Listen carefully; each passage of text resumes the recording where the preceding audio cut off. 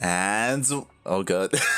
And we are live with Battle of the Americas number 37. It did take a little bit to get into a series.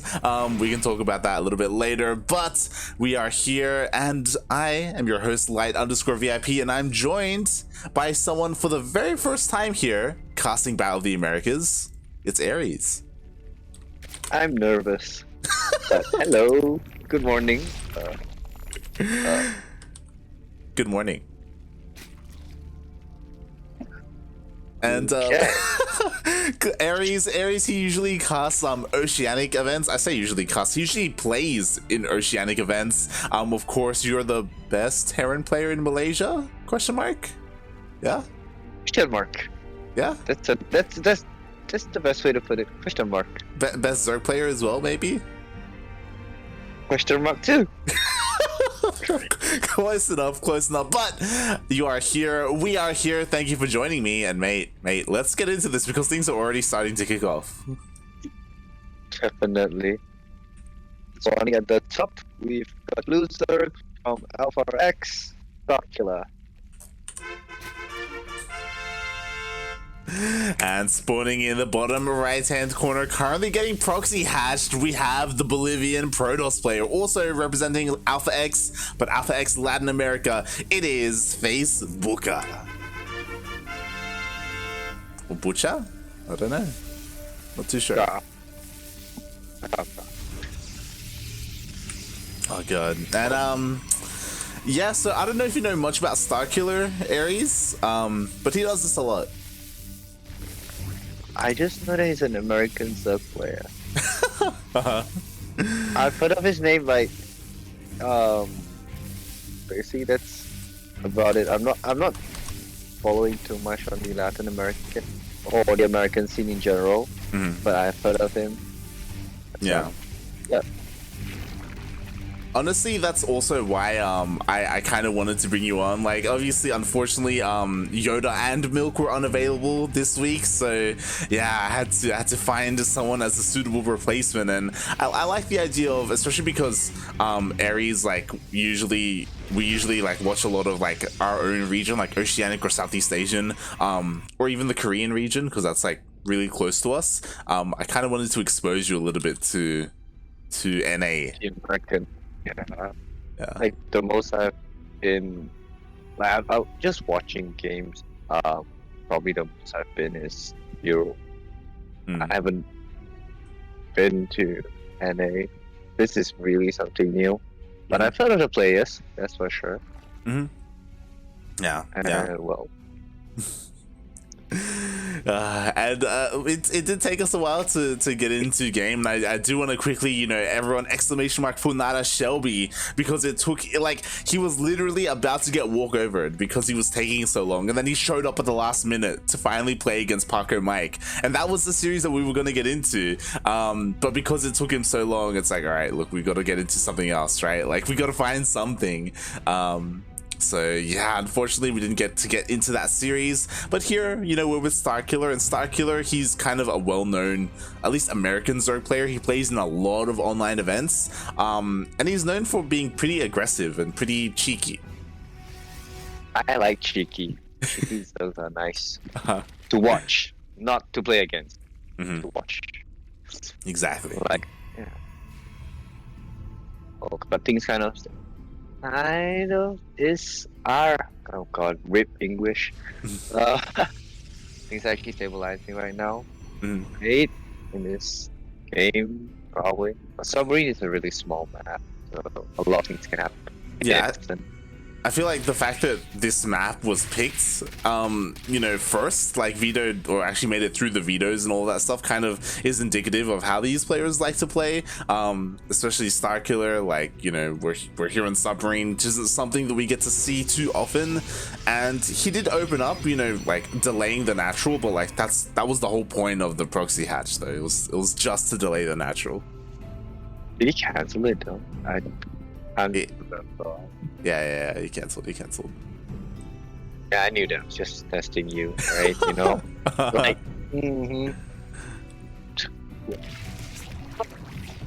Well, funnily though, like I've been watching. what Faesbuca been doing is that it's getting like every. It's That's what I confirm. Is this something very common right now in for Protoss against Zerg that they go like pseudo 1-1-1 kind of thing? Yeah, honestly, like it's something that's become a little bit more popular where like they open up Stargate. Typically they would go Void Ray first to clear the overlords, and then they would throw down like a Twilight Council behind it and a Robo, right? Because they're essentially like hiding their tech, because for all the Zerg player knows, like they're going like double Stargate or like committing more to Stargates or going into like a depths. Like it's kind of hard to scout after they open up with something like a Phoenix or a Void Ray, you know? Oh, this is annoying. Oh my, almost. Wow, that's really quick reaction time, like StarKiller. Yeah, oh my god, only loses one, or only one of the drones gets stasis. Interesting that another stasis trap gets put here. If they don't see it, they don't know. It's true. Right? Yeah. You're not wrong, not wrong. It's gonna catch a few adepts. Be able to cancel the third too? Yes, he cancel the third. Yeah, because from what I know, it's like having that 1-1-1 thing. Yeah, you get to scout the tech and all, but your units will be kind of like all over the place. Instead of like basically one of every unit, it's gonna be slower. I feel. So I could be wrong. Like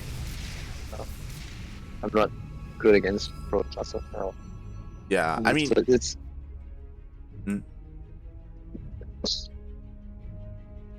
Yeah, like I would say that because of this opener that Faesbuca went for, like the especially going into the Robo Bay, like it's a lot of things are delayed, right? Like it's not like he's going into like a big gateway, like went straight into like a big gateway explosion or anything with Glaive Adepts or anything. He's taking right into either Disruptors or Colossus, and that's gonna take a while to kick in. And oh my god, he's gonna lose all these units.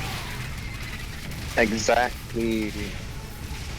And he keeps getting his bet like denied or like stalled for a very long time. And like he's even banking up minerals like up to 700, and that's not what you really want to be doing at this point in the game. Yeah, and now because he's stuck on 2 bases, like his economy isn't ideal, like he's oversaturated in his natural, and now like StarKiller, like this could just end the game. StarKiller is here with all these things and all these hydras. Yeah, there's nothing much they can really do about it. Like models, void rays, oracles, but the smart classes that's out could do something if it's oh, that was a mistake. Yeah, like everything's gonna go down. Unfortunately, he pulled the probes after the Colossus fell, and GG. GG. That basically, yeah. I'm gonna build an army and just YOLO. I mean, it wasn't YOLO, but like, it's just an indicator of like having a superior economy, superior army, and just sending it across the map and just kill Faesbuca straight up. Yeah, pretty much. It was rough to see. I mean, Faesbuca, like the opener was okay, but obviously he didn't really get to do much with his Stargate opening. Like he went for an Oracle, he sent it across the map, and it stasis 1 drone, and that's it. Like that's all it accomplished. So it was kind of a waste of resources. Even the Void Ray, I'm not too sure if the Void Ray even managed to kill an Overlord. Like it was just sitting there. Well, it's across the map. Yeah. Oracle didn't do much too. Funnily though, he didn't go for sentries. I didn't see any sentries. I saw Adepts and Colossus and Immortals. Typically you want sentries with your Protoss army, right? Yeah. Like depending on what kind of army composition you go for. But yeah, it was interesting. The problem is that because it was on submarine, like that's like not ideal. You know, like your opponent can be really aggressive because of that, and Yeah. We get to see something different coming out of Faesbuca this game. Yeah, we'll see, because we're going to be loading in to Romanticide for game number 2, and obviously this map is a lot larger. It's a lot more difficult to, really pull off some kind of aggression from StarKiller, so maybe Faesbuca has a better chance here. Well, let's do our best. Do you think StarKiller is gonna... Before that, gonna do the intros, right? Okay. And at the bottom of the map, I see Blue Zerg, so one that's up 1-0 right now from the States, as the Blue Zerg playing for Alpha X, StarKiller. And spawning in the top left-hand corner of Romanticide LE, we have the Bolivian Protoss player, also representing Alpha X. It is Faesbuca.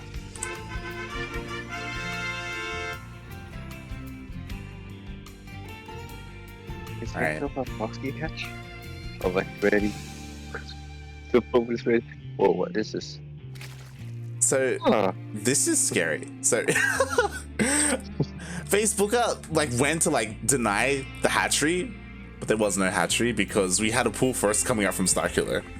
But it does get scouted. But it's actually the pull first into a hatchery, so he's not gonna go for those kind of cheese or cheeky kind of shenanigans this game. He's gonna go straight up safe macro.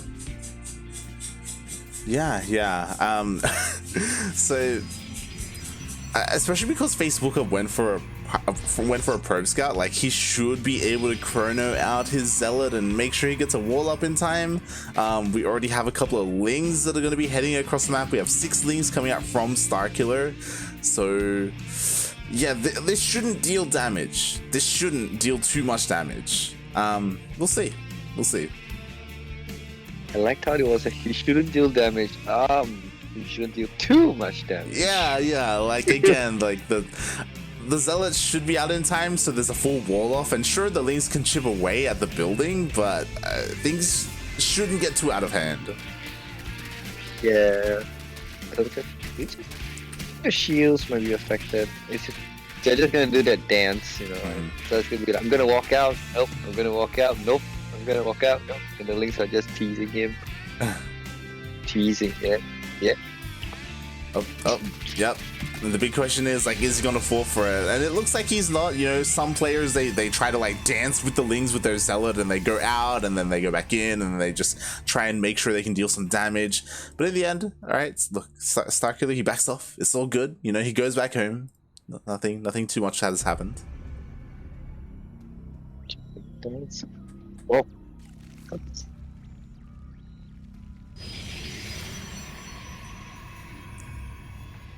and yeah, we do have Faesbuca going for that Stargate opener once again. We'll see if he does the same thing as last time, which is kind of like Stargate opener into Twilight Council Robo into Robotics Bay.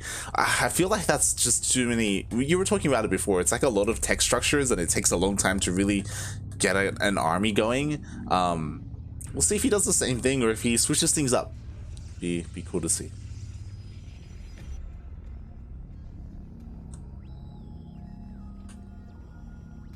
And yeah, at the moment, StarKiller, he's just droning up. He's actually staying on 2 bases and getting a lair. Aries, you're muted at the moment if you didn't realize. Just making sure. In case you're there or not. But yeah, currently he's on 2 bases. He's going up to lair. He's got 3 gases. If he takes a 4th, he could go straight into Spire. Oh my god, okay, never mind. He's going straight into Hydras. Jesus Christ. Okay, I wasn't expecting this. This is something they see too often. Going 2 base straight into Hydras like this. Now he's getting his 3rd. He is aware of the opener because he did go for an Overlord Scout. So we do have 2 spores on the way to, make sure he doesn't die to anything too crazy like that. Claire, are you back? I am back. Am I back? Yes, Hello? yes. Hello? Welcome back. Welcome back. God. Ah. I gotta say, I ordered a new mic. Okay, it's gonna come in tomorrow. Hopefully, I'm gonna sound better and not like this anymore. I decided to invest in a mic. Cost me a couple $100. What kind of mic? What kind of mic? It's the entry level kind of mic. What's that? Quadcast. The HyperX Quadcast. Okay, okay, interesting, interesting. At least I don't sound like. Sometimes people commented saying I sound like I'm in a can or. Yeah, your mic quality isn't the best. I mean, we can understand you at least, but yeah. Yeah, I don't know why, because I can understand it doesn't. Me no speaking English all of a sudden, eh? Was this? Yeah, I was saying, like, I was talking to myself, like, I was at this time, Facebook has, at least he has centuries this game. Yeah, like his ground army is, you know, it's not the worst. You know, it's looking a little bit better than last time. But the problem is that because I don't know if you got to hear me when I was mentioning this, but starkiller went for a very fast Hydra then, and now here he's going for an incredibly fast timing with these Hydras and Lings. At 6 minutes. Dude. Oh god! Oh god! Oh my god! You just are funneling out. You don't want that. Oh, look at that. Yeah. Hero-centric. Wow. Oh my god. Like they all just basically just funneled into a meat grind of all these Hydras, and now there are only just 2 Immortals left. The 3rd Immortal went down earlier, and it looks like maybe he can clean this up. Maybe. And yeah, he does hold. Honestly, that wasn't too bad for Faesbuca. Like, what did he lose? An Immortal? And just gateway units? It's not the worst, right? Definitely. I think it's at this point where he can trade army. As long as he's not losing economy or anything, he's fine. And being on 2 base while the Zerg is on 3 base, it's, you know, you can live with that for a while. Yeah. Like, I feel like that was a push from starkiller, the starkiller that was meant to kill his opponent. And maybe he would have if Faesbuca went for a faster 3rd base, but because he was staying on he himself was staying on 2 bases for so much longer, like he had a pretty decent army. I'm worried for Faesbuca though. He's like really long in worker. Just sitting at 39, he's not going for 4. Well, I mean, I'm pretty sure he's I'm pretty sure he's just all in, mate. he's like this is just a straight up 2 base all in coming out from Faesbuca. I mean, wouldn't it be better if we go for a 3rd like after this because he survived? I think like honestly, yeah. Like I don't think he realized the situation he was in. Like if he had gone for a 3rd, that may have been better. But now he's across the map and he's pushing, and you know what? The Banes are slow. Nice force fields. Very nice. With the Hydras managed to break through the Banelings. And he has to recall. Oof. He loses like most of the expensive units like the sentries and even all the zealots. And right now he gives starkiller the chance to secure extra bases, which he's gonna go for. Yeah. 2 more extra bases. He's what a baller. He's double expanding after that attack. Jesus Christ. And that's the thing, right? After Faesbuca held, I don't think he realized like how committed that attack was from starkiller, and like he should have just immediately expanded, you know? Now it's like it's too late, right? Yeah, even if it's like getting his 3rd base right now, when his 3rd base is up, starkiller is gonna be like on 5 bases. It's like still double the base count. Almost. It is a rough position for Faesbuca to come back from, I think. Definitely.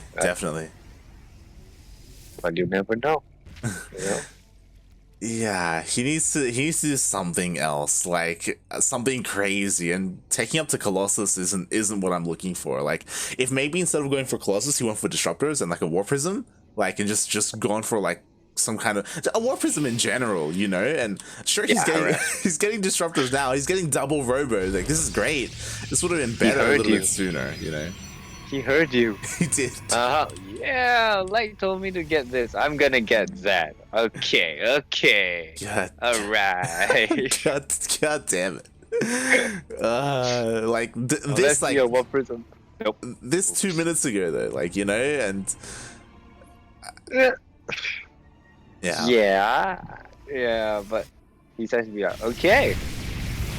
I think he knows that disruptors could, like, one money disruptor shot could really change the entire tide, you know.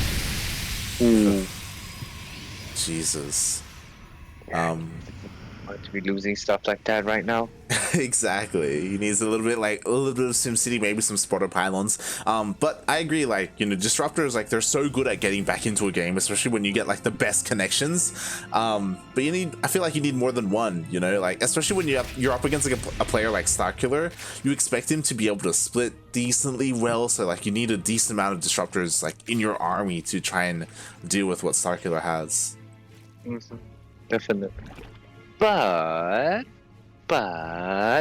StarKiller is kind of lacking on creep spread, and Hydras don't move too fast without creep spread. And disruptors, those little balls of death, they can chase down a bunch of Hydralists. So they may or may not be able to kaboom. Yeah, like the lack of creep spread is indicative of like how StarKiller opened up this game, right? Like, he opened up with like almost a 2-base all-in, you know. He had no intention to make a bunch of queens to spread creep, and because of that, we can see like he's barely got any creep spreading. He's barely got any creeping queens. But like, he's got enough to connect his bases. He's taking a 6th base behind this, which is insane. Wow. And like, even though he has like pretty bad creep spread, like what he lacks in creep spread, he makes up for in tech. Like, he's already got Hive, and look at all these Vipers. I just That's disgusting. yeah, like, that's basically like one Viper for every tech unit in the Protoss army right now. Pretty much. He should be able to yoink like all the disruptors, all the Colossus, and he'll have like energy left over to yoink like the Archons or something else, you know. Oh god. Oh no.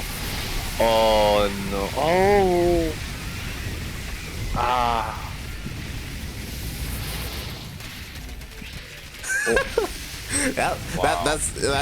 Those are the best words used to describe what just happened, you know. Like, StarKiller, he entered the engagement, he yoinked all the Colossus, he yoinked all the disruptors, and that was just, everything just evaporated. That was it. Like literally, no. Faesbuca did not make any observes this game though. So that he couldn't really find out where the army was. So it was moving through like corners, or like he was moving along the edge of the creep spread. And then he went in at the point where there was at least creep spread, but oh no, not again. That's very nice storms. Yeah, the storms were actually really good, but the problem is that there was nothing to follow up. Like, if he had the storms earlier, that would have been amazing, but GG gets called. And StarKiller, yeah, he takes the game, he takes the series 2-0.